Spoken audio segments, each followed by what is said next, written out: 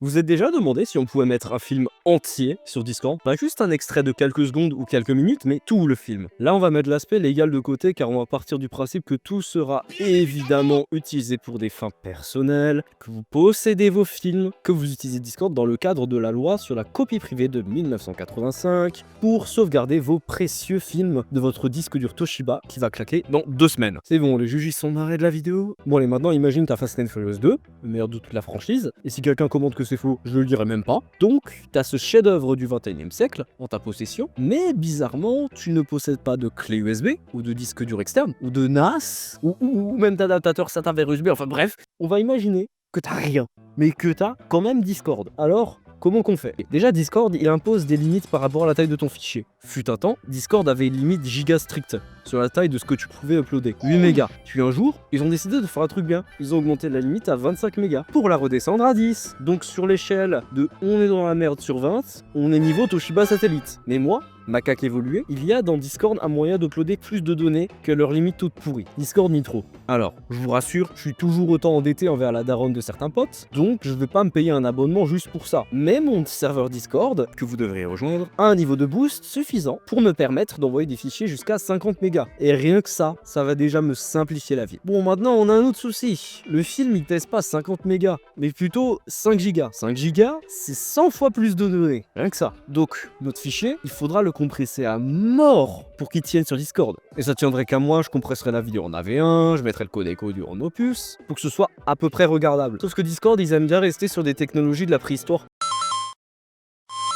Et juste pour rappel, un conteneur ou un format, c'est ce qui contient les codecs vidéo et l'audio. Faut voir ça comme une boîte. Par exemple, MP4, c'est un format qui prend en charge les codecs vidéo MP4, H264, H265 et les codecs audio AAC et MPEG. Ce qu'on peut dire, c'est que les codecs, c'est les données en brut et le format, c'est la présentation. Après m'être renseigné et avoir fait le tri, j'ai deux options. Soit je peux faire la formule dite classique, MP4, H264, audio en AAC, ou alors je peux être un peu plus moderne et utiliser le format WebM en codec vidéo VP9, un format plutôt nouveau et libre en plus. Et c'est ça que je vais utiliser, car soyons honnêtes, si mon Xiaomi Redmi Note 10 Pro peut le lire alors qu'il date de 2021, personne ne devrait avoir de soucis pour le lire, ça sera par le Toshiba satellite. Puis aussi, un gros avantage du WebM en VP9, c'est que mon i5 de 2020 au moins, il galère pas pour l'encoder. Pour l'audio, pareil. Le WebM est juste supérieur, car il prend en charge le Opus, qui est tellement plus efficace que l'AAC. Franchement, pour plus de précision, allez voir la vidéo de Vilik sur ça. Il a fait des bien meilleures explications que moi. Avec tout ça, on a la fine crème de l'encodage vidéo.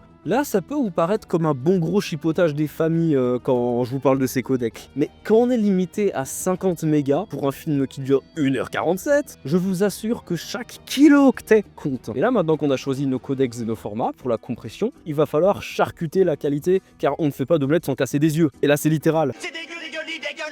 Bon, au début, ce qui semble être évident pour le charcutage, c'est de baisser la résolution et le nombre d'images par seconde de la vidéo. Là, notre film original, il est en 4K. Ça va clairement pas. Au niveau de la taille, donc faut réduire. Pareil, le taux d'image par seconde, faut réduire. Et là, on a notre premier problème. C'est très clairement du raisonnement par tâtonnement. Et même si techniquement tu peux tenter de réduire X ou Y paramètres pour rendre la vidéo plus légère, on reste sur de l'approximatif. Mais moi, j'ai pas un temps infini à consacrer à compresser un film éclaté où il n'y a même pas Dominique Toretto. Pas étonnant que je sois un mauvais Fast and Furious. Déjà, la vidéo, on veut qu'elle fasse pile 50 mégaoctets. Pas 47, pas 53, pas 49,9999. Sinon Discord il va juste nous la refuser. Avant même de toucher à la résolution, au framerate, à tout ce que tu veux, faut d'abord se demander, pour une seconde de vidéo, audio compris, combien de données on peut envoyer dans 7 secondes en ne dépassant pas la barre des 50 mégaoctets au total. Et pour une fois, les maths, elles vont être plutôt simples. Notre film, il fait 1 heure, 47 minutes et 135 secondes, soit 6455 secondes. Généralement, on compte le débit d'une vidéo en kilobits par seconde et pas en kilo-octets par seconde. Là, on est emmerdé, parce que c'est pas les mêmes unités. On prend la taille limite du fichier pour Discord qui est de 50 mégas, on l'a converti en kilo-octets en partant du principe que 1 mégaoctet est égal à 1024 kilo-octets, ce qui est techniquement faux. Ça nous donne 51 200 octets, on multiplie par 8 car un octet c'est 8 bits et on obtient une limite de 409 600 bits. C'était long. Et là on fait une bête division pour savoir que chaque seconde de la vidéo devra peser moins de 63,45 kilobits ou 8 kilooctets. Ouais, les maths compliquées c'est fini. Mais avec 8 kilooctets par seconde, ça va être chaud. Surtout qu'il faut prévoir une marge de quelques pourcents, car certaines scènes sont plus lourdes que d'autres. Car FFmpeg il est suffisamment intelligent pour que lorsqu'il se passe rien à l'écran, eh ben il encode que dalle. Mais lorsque tu as des scènes d'action, il les faut là, le débit. Mais maintenant qu'on sait que chaque seconde doit faire grand max 60 kilobits, il va falloir dire à FFmpeg, notre encodeur favori, que la vidéo a interdiction formelle de dépasser cette valeur. Et là on fait FFmpeg-i, le fichier d'entrée, -d.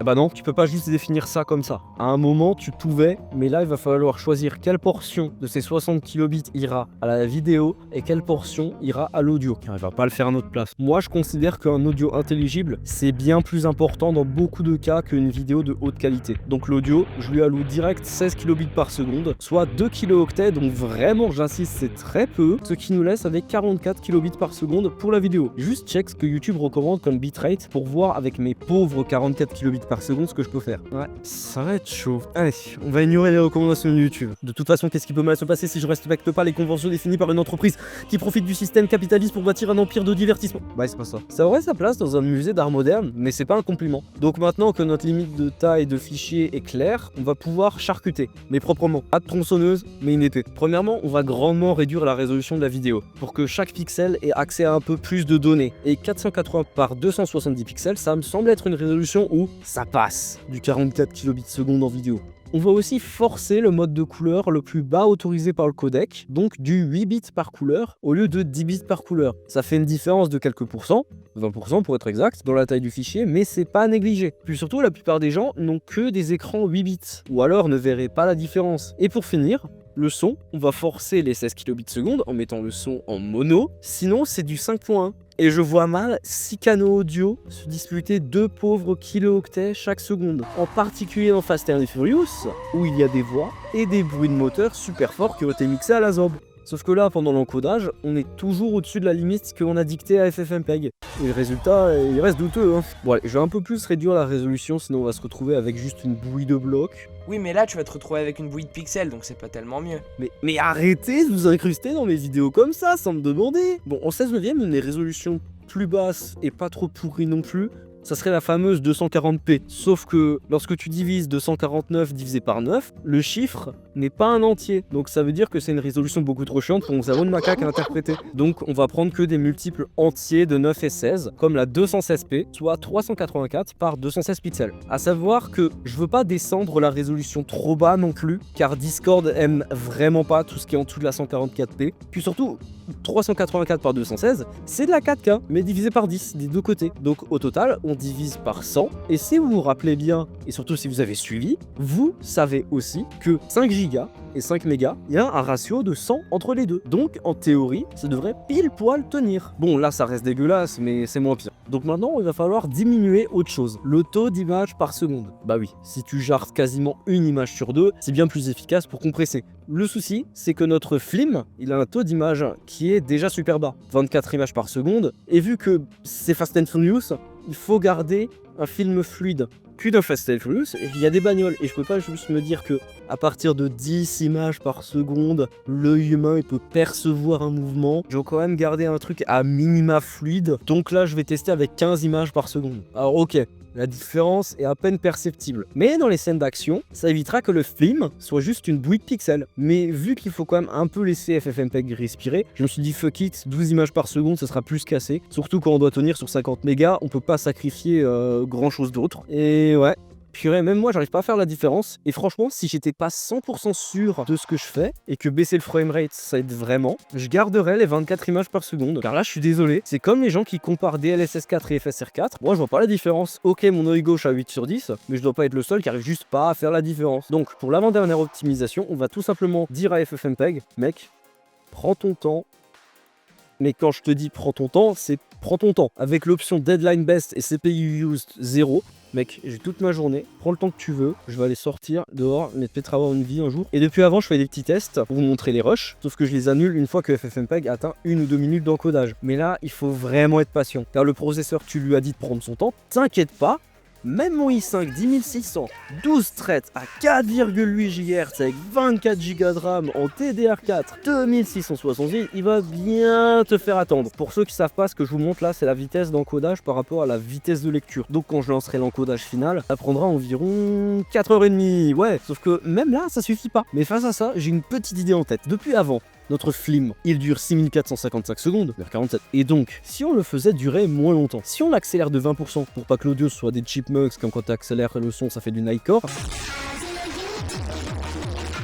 on économise 20% de place. Donc, il nous faudrait que 5380 secondes au lieu de 6455. Et donc, je pourrais donner plus de débit à la vidéo. Et ouais, on a à peine 16 kilobits de plus à sacrifier. Mais c'est déjà mieux que rien. Et je vais aussi très légèrement baisser le débit du son à 16 kilobits par seconde vers 12. Ça devrait toujours être compréhensible en vrai. Donc 64 kilobits seconde pour la vidéo et 12 pour l'audio. Les calculs sont bons. Et aussi, j'ai laissé une petite marge car on sait jamais. Et aussi, il faut y penser, j'ai accéléré l'audio pour que ça reste synchro. Si tu fais pas ça, t'as un truc complètement déphasé, ça peut bugger de partout. Sauf que ça suffit quand même pas. Donc l'audio il va prendre encore plus cher. Et au lieu d'accélérer de 20%, je vais le faire de 25%, ce qui nous donne 5164 secondes. On refait le calcul et cette fois on a 80 kilobits seconde. Donc je monte encore plus la vidéo à 70 kilobits seconde en baissant l'audio à 8 kilobits seconde. Et là franchement c'est regardable. Bon, le son est atroce, mais dans la vie il faut aller chez l'ORL si vous êtes sourd. Donc là c'est parti, je lance l'encodage final du film. Puis là j'en entends certains me dire « Oui mais l'encodage en 2 passes !» Alors écoute-moi bien Tito, ton encodage en 2 passes c'est pourri, car non seulement avec un bitrate égal il est plus lourd sur une vidéo que j'ai testée, et par-dessus le marché, la qualité est soit égale, soit moins bonne. Regardez-moi ça, la complexité ajoutée de faire un encodage en 2 passes. J'ai dû copier du code du wiki FFmpeg et l'adapter à Windows juste pour être déçu. J'étais très énervé. Voilà, c'est bon, il a fini d'encoder. Et bon, même si sur PC c'est absolument dégueulasse, sur téléphone ça a le mérite d'être regardable. Donc ouais, on a réussi à faire tenir un film entier sur Discord dans un état regardable. Alors oui, regardable, c'est un grand mot, c'est pour ça que dans le script j'ai mis 4 guillemets, mais franchement il y a pire. Ce qu'on peut retenir de tout ça, ben franchement, Discord, ils font pas d'efforts, car là ce que je vous ai montré, c'est possible grâce à la limite de 50 mégas, pour ceux qui ont mis trop, ou alors ceux qui sont dans un serveur boosté niveau 2. Mais soit tu payes 3 € par mois pour uploader des fichiers de 50 mégas maximum, soit tu utilises un peu ton cerveau. Moi je pense que la question elle est vite répondue. Car avec la limite par défaut de 10 mégas, certaines grosses images, elles passent même pas. Et sur la plupart des téléphones, dont le mien, tu n'as plus l'option de filmer dans une qualité plus basse que la 720p. Et ça, c'est normal, c'est l'évolution de la technologie. Sauf que Discord, avec leurs limites minuscules et leur codec du néolithique enviable à un Toshiba satellite, ils font pas 2 pas en arrière, mais bien 2 km en arrière. Juste si on fait le calcul, d'après le tableau qu'on avait vu pour qu'une vidéo en 720p soit regardable confortablement, il lui faut au moins un bitrate de 5 mégabits seconde, donc avec un calcul simple, 80 divisé par 5, on se rend compte qu'au bout de 16 secondes d'enregistrement, on dépasse déjà la limite de Discord. Alors là, j'en vois certains me venir. Oui, mais Discord il compresse. Oui, mais une fois sur deux, ça foire, une fois sur deux, c'est dégueulasse. Donc dans 100% des cas, si tu fais les maths, c'est de la merde. Et encore, là je prends l'exemple de la 720p, si tu filmes en 1080p, ce qui est souvent le paramètre par défaut, même sur des téléphones d'il y a 6 ans, là tu as 10 secondes, juste 10, c'est nul. Et au lieu de vous casser le cul à compter les secondes, il y a des sites comme Swiss Transfer qui vous permettent de transférer vos fichiers. Sinon il y a aussi 8MBFit qui est pensé spécialement pour Discord. Puis savez quoi, c'est pas comme si Discord il savait pas faire mieux. Il y avait un court moment que j'ai connu où la limite pour les fichiers de tout le monde c'était 25 mégas, ce qui reste peu, mais au moins tu peux enregistrer 25 secondes de 1080p ou 40 secondes de 720p. Bref, maintenant que vous savez faire un empire du piratage grâce à cette technique de compression douteuse, je vous invite à vous abonner à ma chaîne et à lancer votre formation piratage de film pour vous faire un max de flouze. C'était Cabron SZN, à la prochaine fois.